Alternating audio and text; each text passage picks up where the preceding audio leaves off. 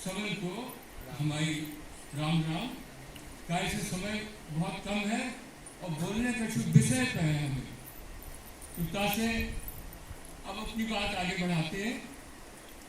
अब मैं अपनी वैसे तो बुंदेली में भी शुद्ध बुंदेली में आपसे बात कर सकता हूँ, परंतु इस समय हिंदी में बहुत और प्रभाव से कर सकता हूँ, इसलिए कर रहा हूँ।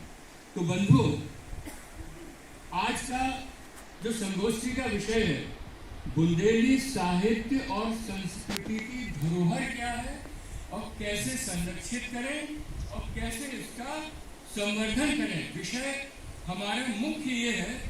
इसका हमें प्रयास करना है, इसलिए हम इस गोष्ठी में एकत्रित हुए। तो बंधुओं, लोक साहित्य बड़ा महत्वपूर्ण साहित्य होता है। आज से जब देश की आज़ादी के 1857 की आज़ादी के 150 वर्ष पूर्व हुए थे, उस समय महारानी लक्ष्मीबाई की बात झांसी और आसपास से बहुत जोर से उठी थी। तभी से महारानी लक्ष्मीबाई के स्वतंत्र संघर्ष का सच्चा इतिहास की खोज मैं कर रहा हूँ। करीब 12 वर्ष मुझे हो गए और मैं बुंदेली लोक साहित्य का बड़ा आभारी हूँ। जो चीज़ें, जो तथ्य इतिहास के मुझे बंगला और मराठी और अंग्रेजी पुस्तकों में नहीं मिले, वो मुझे बुंदेलखंड के लोक साहित्य में बुंदेली भाषा में रचित पुस्तकों में मिले।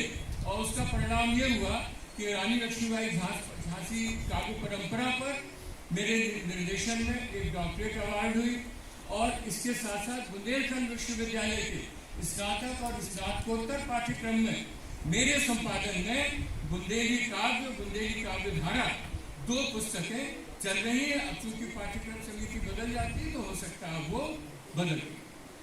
बंधुओं, लोक का मतलब होता है लोग, लोक का बिगड़ा हुआ शब्द है लोक। लोक साहित्य का मतलब वो साहित्य जो लोगों के द्वारा, माने लोग कौन है? हम आप सब सामान्य, जो ना किसी बड़े राजनीतिक पदों पे हैं और ना कहीं विशिष्ट स्थानों पर हैं।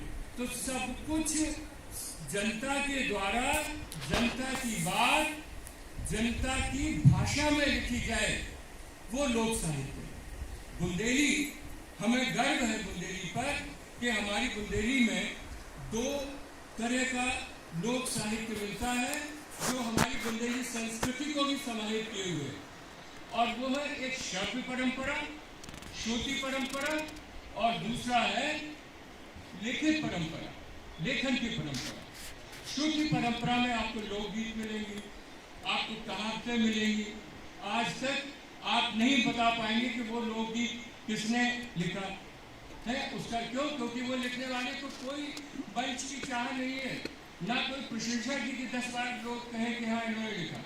इतनी महत्वपूर्ण बातें वो लिख गया कि जो इतिहास की अमर निधि हो सकती है।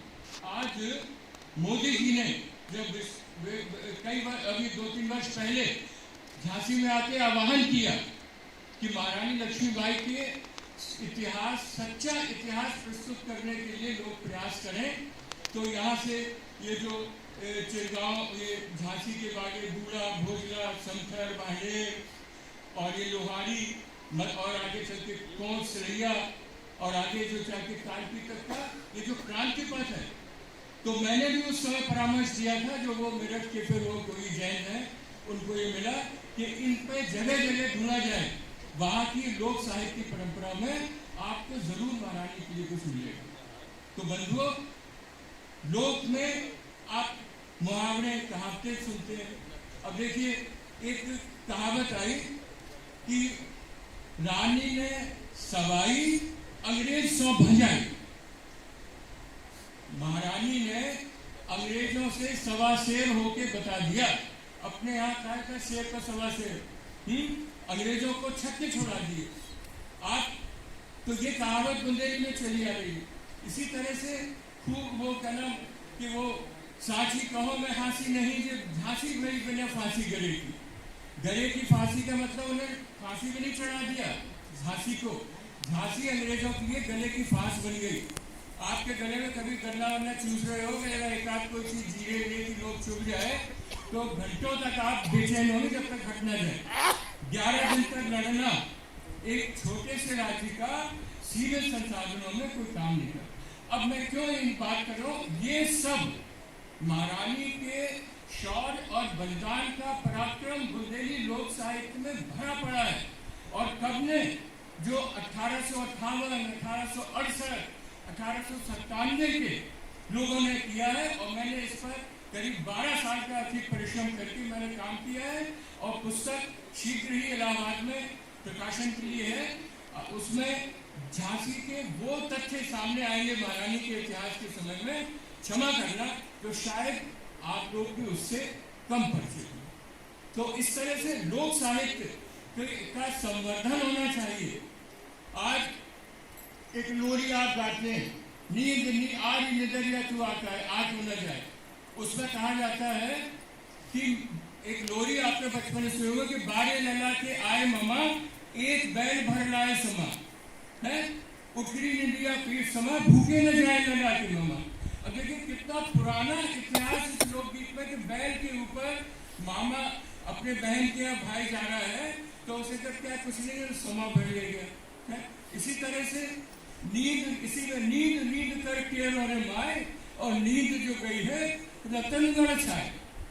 झांसी में रहने वाला हर व्यक्ति रतनगढ़ माता को जानता है।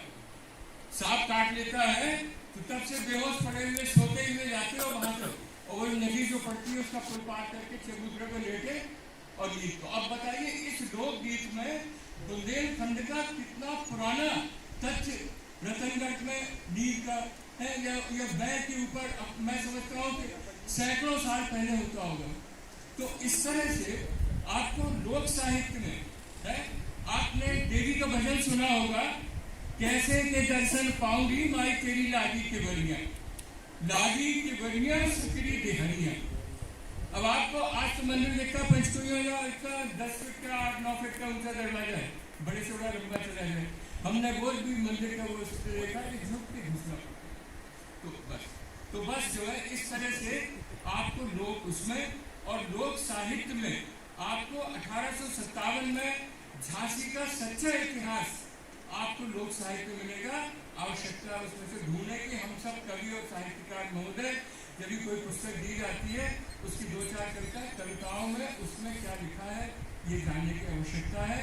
और मैं चाहता हूँ कि 6, 7, 8वें में आप बुंदेलखंड की लोक साहित्य और लोक संस्कृति को, सांसद जी को चाहिए कि हर क्षेत्र में स्थानीय भाषा में 6, 7, 8 में एक पेपर रख दिया जाए और कहा जाए इसमें पास होना जरूरी है, तभी 8वें का सर्टिफिकेट मिलेगा। क्योंकि किशोर जो होता है वो बिल्कुल कच्चा घड़ा होता है, उसको आपने जो पढ़ा दिया समझा दिया वो जानेगा। आज तक बचपन की कविताएं लिखी जाती, तो आपने, तो हमारे संजय जी ने मुझे समय दिया, क्योंकि ये चांस की बात है कि मैं इंदौर से आया हुआ था, झांसी में जन्मा हूँ, 65 साल यहाँ रहा हूँ, और यहाँ सांसद जी के चुनाव क्षेत्र का ही स्थायी मतदाता हूँ। अपने पैसे खर्च करके दिल्ली, मुंबई कहीं भी होता हूँ, हम पति पत्नी आते हैं मतदान करके जाते हैं। मुझे बेहद लगाव है आप सबके बीच में आकर। बहुत धन्यवाद। जय बंदे।